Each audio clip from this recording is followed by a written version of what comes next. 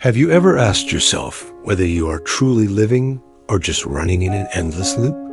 You may think you are in control of your life, but in reality, you might only be reacting unconsciously to everything that happens. If this question makes you feel uneasy, then what you are about to hear could be the turning point that changes the way you see the world and yourself.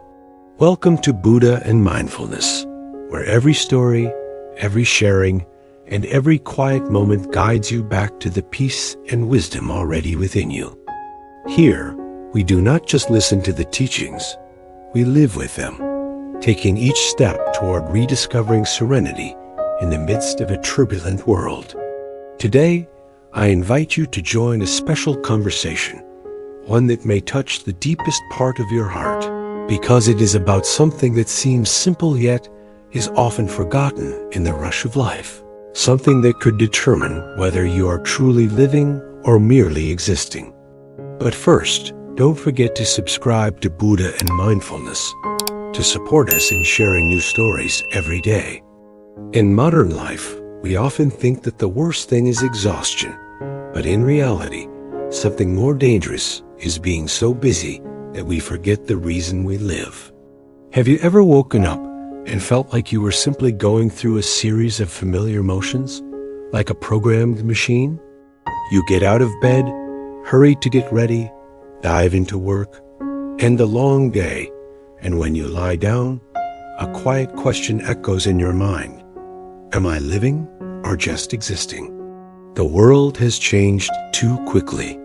With just a tap on a screen, you can order food, find any information, or talk to someone across the globe. Everything has become more convenient and faster than ever before. Yet strangely, as technology connects people, we feel increasingly distant from each other. As information floods in, our minds grow more chaotic than ever. In the morning, as soon as your eyes open, your hand reaches for your phone, immersing yourself in streams of news, notifications, and images. While eating, your eyes are still glued to the screen. While working, your mind constantly jumps from one task to another. Even when going to bed, your body is tired, but your mind refuses to rest, still being pulled by unfinished thoughts of today and the worries for tomorrow. The frightening thing is that we have grown so used to this that we do not realize we are living in constant distraction. Not for minutes or hours, but for years. We think we are making conscious choices, working, living, but in reality, we are reacting unconsciously to everything happening around us. Amid the noise of the world, there is a power that has always been within you, yet is often forgotten. It does not lie in self-help books, in life skills courses, nor does it appear when you try to control everything. This power is called mindfulness. In the spirit of early Buddhism, mindfulness is not a complicated technique or a lofty ideal. It is the ability to be clearly aware and fully conscious of what is truly happening in the present moment. Mindfulness does not embellish, avoid, or judge. It simply sees with honesty and depth. You do not need to leave the city to find mindfulness, nor go up a mountain, or hide away in a monastery. Mindfulness can be practiced anywhere, at any time, when you eat a meal, wash the dishes, walk on a familiar street, talk with a loved one, or even drive in a crowded city. The core lies not in your posture, but in your attitude, in your complete presence in each moment. Mindfulness is the ability to revive each moment of life that you have lost because your mind was busy running toward the past or chasing the future. When you eat, you truly taste. When you listen to someone speak, you truly listen. When you walk, you feel the ground beneath your feet. Because you cannot master anything if you are not fully present in that very moment. Mindfulness grants you the first and greatest power, the power of choice.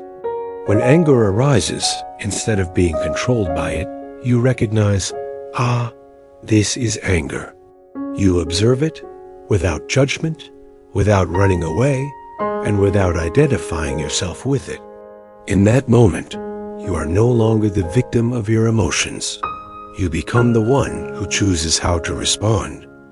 Mindfulness helps you escape the loop of unconscious reactions, where a careless comment can make you angry all day, a cold glance can make you withdraw, or a small failure can make you give up for months. Instead, you see your emotions clearly, recognize their true nature, and then decide on your action. That is the power of mindfulness. It helps you no longer be led by fleeting emotions, no longer live being swept away by circumstances. You begin to live with awareness, clarity, and inner peace. And from that awareness, you realize that you do not need to control every external change to feel at ease. What you need to control is how you are present and how you respond to each moment of life. Many people, when they hear about mindfulness, imagine it as sitting still for hours, eyes closed, breathing in and out, and trying to push away all thoughts. In reality, this is a misunderstanding. Mindfulness does not require you to erase your mind or fight your stream of thoughts. On the contrary, it allows you to be aware of everything happening, even when your mind is chaotic and full of emotions. Another common misconception is that mindfulness is only to bring pleasant, relaxing, and peaceful feelings. It is true that peace may come as a result, but it is not the purpose of mindfulness. If you practice only to escape discomfort, you will turn mindfulness into a temporary sedative and miss its deep healing power. Some think mindfulness is passivity, accepting everything, and giving up. This is a harmful misunderstanding.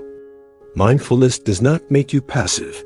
It helps you see the truth so you can act with wisdom. When you are fully present, you no longer struggle aimlessly or react instinctively, but instead choose the response that aligns with the true nature of the situation. Finally, some believe mindfulness is a high-level skill reserved for monks or enlightened beings. The truth is, mindfulness is not on a distant mountain peak.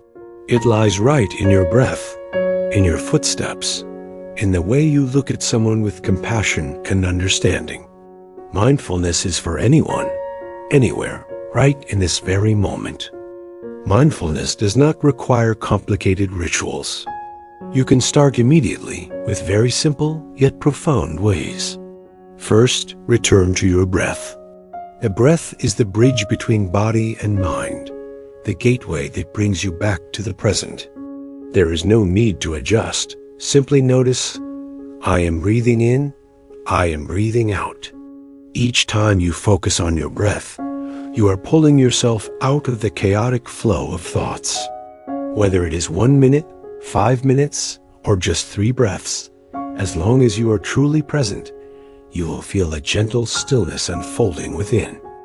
Second, observe your emotions without judgment. When you are sad, angry, anxious, or afraid, pause for a moment and name them. This is fear. This is anger. See emotions as a visiting friend, and you will realize they are not intruders, but teachers that help illuminate your inner world. You will also see that no emotion lasts forever. They come and go like waves.